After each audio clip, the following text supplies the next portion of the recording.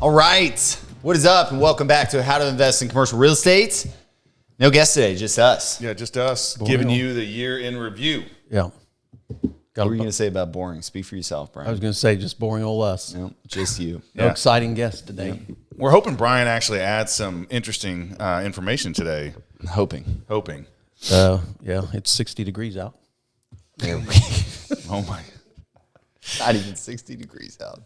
Okay. Anyway, we just finished our internal kind of 2024. We always talk about setting goals. So we reviewed our 2024 goals and just compared ourselves to what we thought we wanted to do versus what we did. And then in that process, we reflected and thought, what are we going to do for 2025? This could be a good time to just talk about the importance of setting goals. Sometimes it seems ridiculous, but it's awesome. And we created this spreadsheet where we had 36 goals, and I think we hit 25 of them, 25 of 36. And some of them were just like start sending a monthly newsletter out. Yeah. Some of them were increasing contacts on the investor list. Some of them were acquiring properties or internal infrastructure, but they were important to us at the beginning of the year. And just by writing them down and saying they were important to us, we accomplished a big chunk of them, which is really awesome. I was actually shocked when we sat down. I knew we had put some audacious goals out there last year, and I hadn't really reviewed them over the last 6 months or so, and it was really impressive, and I was quite shocked at how many we were able to achieve. Guys, if you're not goal setting, your life is about to change if you take up the endeavor. I can't stress it enough. There's just something magical about the commitment to a goal, and you've got to write it down. And I know that sounds silly. You're like, oh, I got it in my head. No, you don't, right? You don't have it in your head. Your head isn't going to do anything with it until you write it down. And it's weird because when you go to write down your goals, you're going to have some resistance, and you're not even going to know why. That is your subconscious, and it is sabotaging you because it doesn't want you to commit, because your subconscious knows that if you don't achieve that goal, there may be some disappointment, and we spend a lot of time in our lives trying to avoid pain and avoid disappointment. And so you're literally, your self-conscious is blocking you from really committing to those goals, keeping you from writing them down. So if you want your life to change in 2025, decide what you want, take a few minutes, and write it out. What do I want? What do I want to do this year? What's important to me? What do I want to have? What do I want to achieve? And then look back a year from now, and you'll be amazed the progress you made. And you may not hit them all, but you're definitely going to be way ahead of where you would have been otherwise. Yeah. We had 25 out of 36. We hit twice as many as we missed. Brian, you were about to say something. Well, some of our goals, it's 61 degrees now. No, what I was going to say was some of the goals we set, we look back at them, we're like, why did we say that's stupid? And we just crossed them out. Who cares? Sometimes you might set a goal that you look at the end of the year, like, I don't even know why we did that. Scratch. We're not doing that in 2025. But the other thing is, I think we should do, which we have it in our head, but we don't have it written down. These are all 2025 goals. Why are we not putting down 2030 goals, right? Where we want to be in 5 years? Where do we want to be in 10 years? Now you say this shit. You don't bring it up in the meeting. Hindsight, Harry. That's a great point, because we did talk about some of the audacious goals we have. I think we even talked about 10-year. We have. But we got to write them down. They should be on that list. Okay, goal to create long-term goals. Yeah. It's on the list, folks.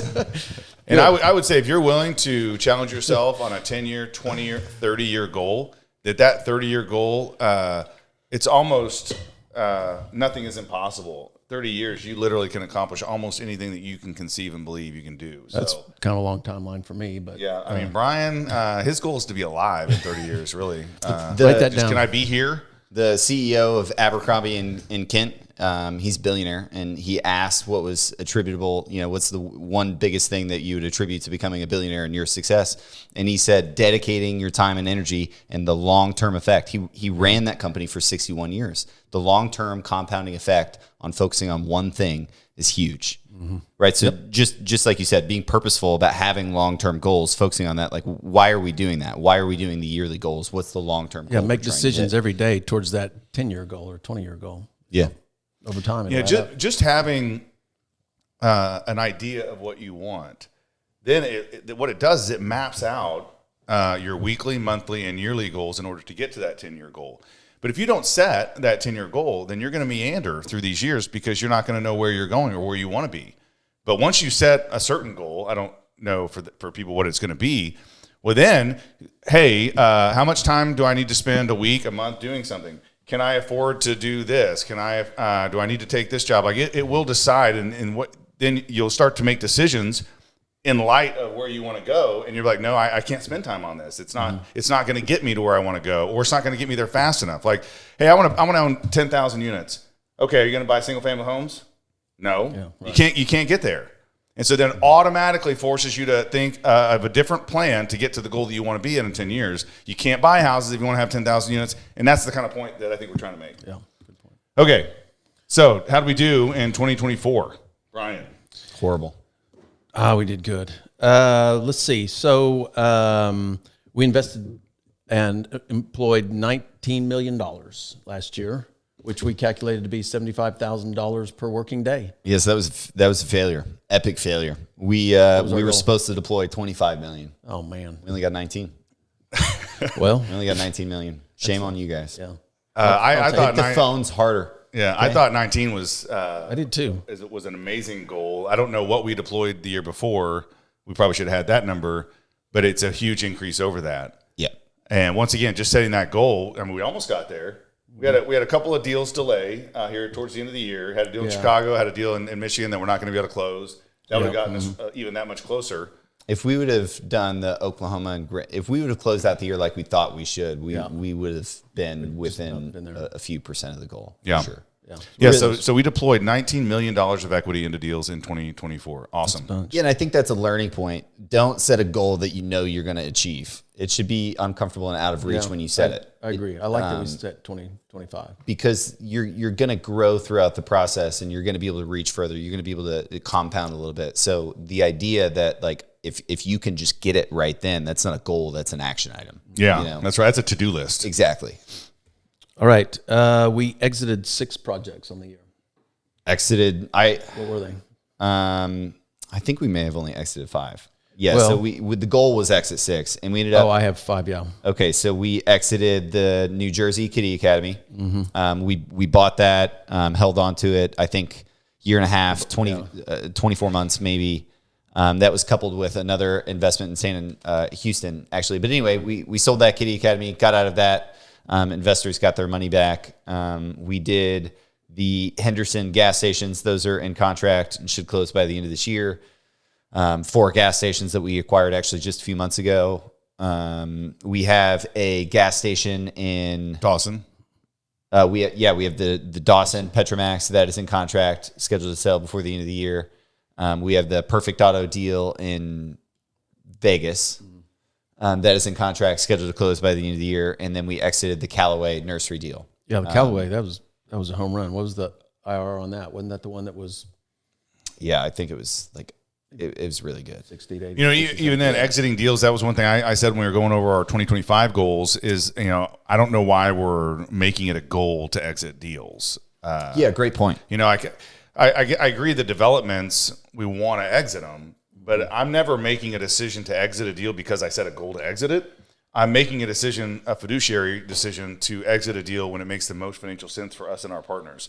So setting the goal, I want to exit so many deals, it puts a timeline on it, which really I'm never going to make a decision to exit based on a timeline. Well, I think what we were thinking last year is we'd done so many developments that it is our goal to get in and stabilize those and get out of them fairly quickly. I don't know that we'd do that again because we've exited a lot of our developments. Some we still have to go. It's like, hey, we want to exit these developments, and it should sell for $2 million, but December's coming down the pipe, so let's sell it for $1 million so we can meet the goal. Yeah, we're never going to do that again. So that's one we won't have next year. Yeah, but anyway, we did exit 5 deals, so great. What's next? So our goal on exited deals was 25% average IRR. How did we do on that one, Braden? We beat it? We beat that. Yep. Yeah. We don't have the final IRR number or the average IRR number just because some of these haven't sold yet and we don't know the exact day. Yeah. But yeah, we definitely beat the 25%.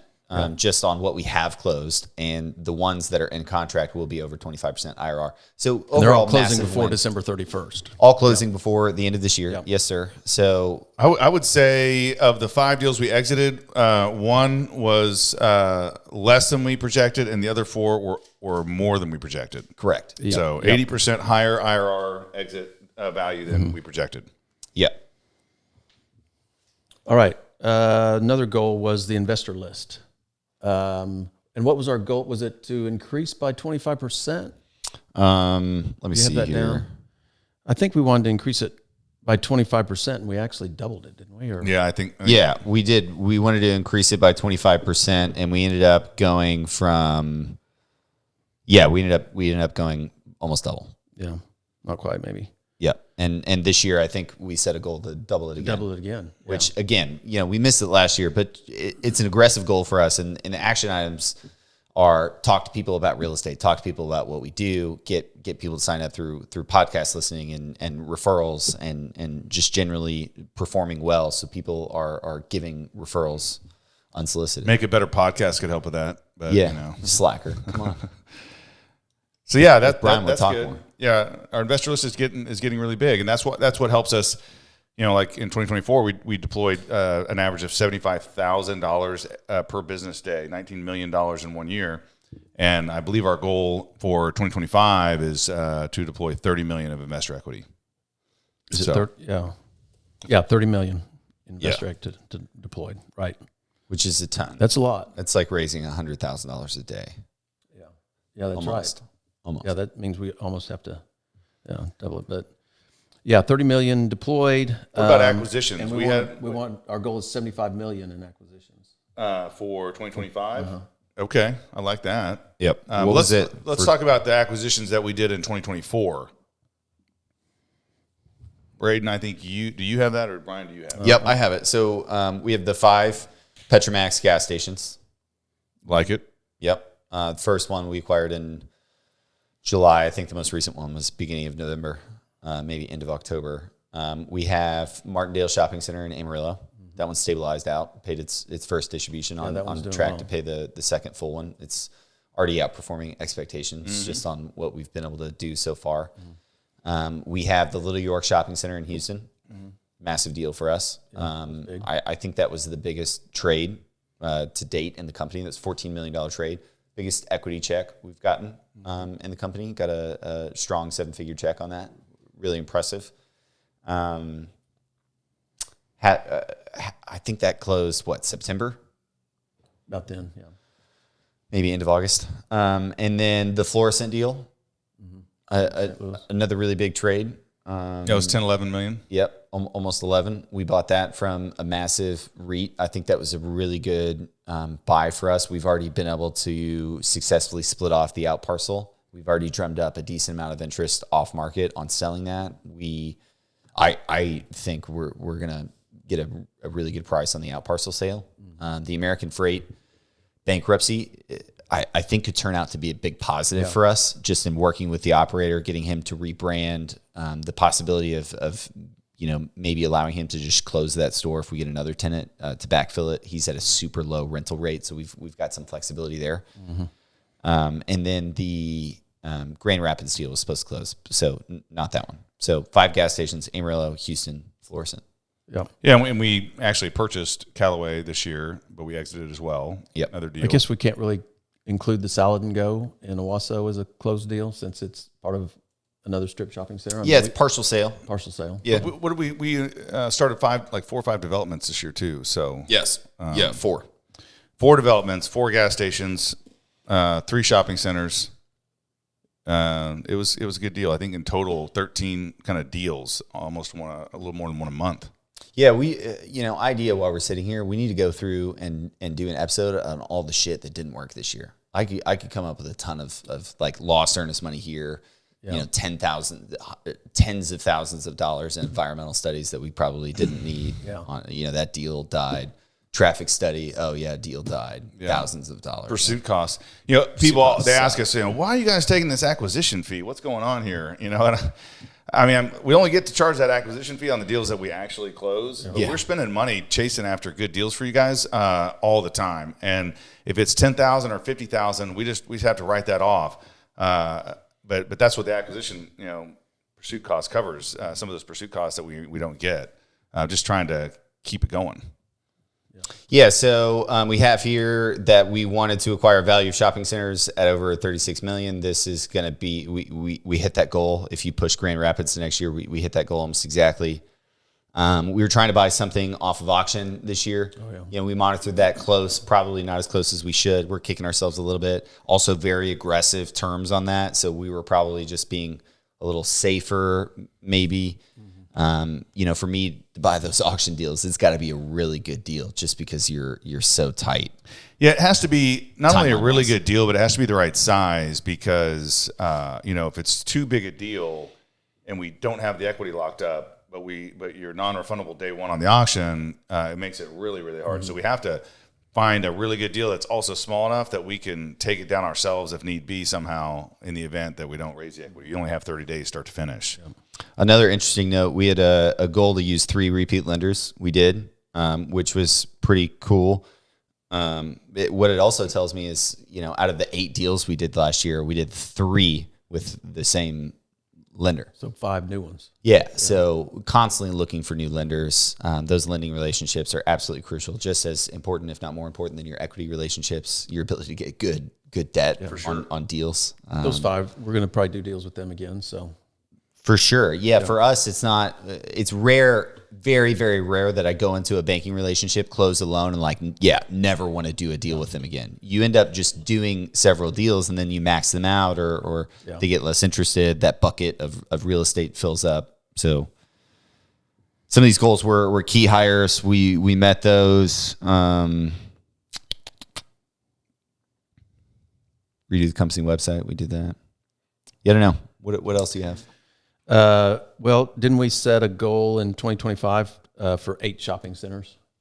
Right? Yeah, let's talk about a couple of $75 million in acquisitions in 2025, 8 shopping centers. I think we may have written down. Yep. Doubling the investor database, deploying $30 million, getting to $200 million in assets under management. I think we're going to far past that in 2025. I think we need to change that. Probably 250. We're selling a decent amount, hopefully. Oh, true. It balances out. Yeah, true. Yeah, I think long-term goal for me, obviously the transaction volume gives you credibility as a real estate syndicator, but I like owning real estate. Real estate goes up in value automatically when you hold it, when you own it. And so, we have long-term goal. I'd like to have $1 billion under management. And I think when I first wrote that down years ago, even before Criterion was a thing, seems crazy. My dad even was like, are you kidding? Like, what are you writing that down? But for me, like I was under the impression that nothing was impossible, and here we are. I mean, between the 2 companies, I've got maybe over 300 million, but Criterion's growing so fast. I just don't. It's not unreasonable. You buy $75 million a year, maybe you sell 25, so your net is 50 million positive. I mean, just not growing at all and doing 50 million a year, you're there in 16, 18 years. It's people who aren't in real estate as much may not understand. It's hard to get into real estate and start owning and start doing deals. It's much harder to hold the real estate, to not have to sell, to not be forced to do something when the market turns. Being able to hold your real estate and grow a portfolio that increases over time is a very challenging thing to do because it means you're performing on the equity. The equity is coming back. They're giving you those distributions back when things are getting refinanced or sold. They're trusting you with more. They're not putting pressure on you to sell. You don't have to sell to realize some sort of promoted interest on your end. You're able to cash flow along the way. It says a lot to be able to hold your real estate. A lot of people, it can't. I know a lot of syndicators, their goal is to sell because they make a couple points on acquisition, they make a couple points on the disposition, and then they get all that equity back in their investor's pocket, and then they go do it again. And it's just it's transactional, and they're just looking for fee income. We're not. We're looking for generational wealth for us and our investors. And so we want to have a bunch of real estate. We want to hold it and grow that portfolio. And it makes you more secure because if you have cash flow from all the money from all of these assets, then you can withstand fluctuations in the market. And so for us, that's what we want to do. Finance $20 million in development. That's a 2025 or that 2025 goal. Okay. Yep. I think that's easily achievable. I mean, the Aspen dental deal, that's going to be a few million of it right there. Oh, yeah. And we've got the opportunity to do more. And those look good. Mogadishu. Well, let's wrap it up. just kind of a year in review for us. If you are a listener to the podcast, hopefully you found this interesting. But we don't want you just to be a listener. We want you to be both a partner and investor of ours, because we want to try to make you money. But we also want to help you get into this game so you can change your life and the lives of those around you. And so if you're watching and you need more information, you need encouragement, you have questions, hit us up, message us. We will respond. You can find out our email. We want to get more people in this game that we love, because we think it's so both fun, rewarding. It'll provide freedom and financial freedom and personal freedom, time freedom for you and your family. So, Yeah, and that email address is brian@thecriterionfund.com. That's the complaint department. That is the suggestive criticism. Send me your suggestions. And that is with an I. If you guys have podcast ideas for 2025, hit us up with that. We want to talk about what's interesting to you guys. So, Also, investor gifts went out in the mail. Oh, yeah. So I know we've been getting a ton of thank yous. We love sending those out. This year, there's more than ever. We sent out a ton of custom Glacier chocolates, so be sure to eat those up. Those are super tasty, and a bunch of other cool stuff. But anyway, a lot of people getting involved, and it's really cool to see. We had almost 200 gifts go out this year for Christmas. Nice. Very awesome. I love it. Hey, get on our investor list. Hit the like button.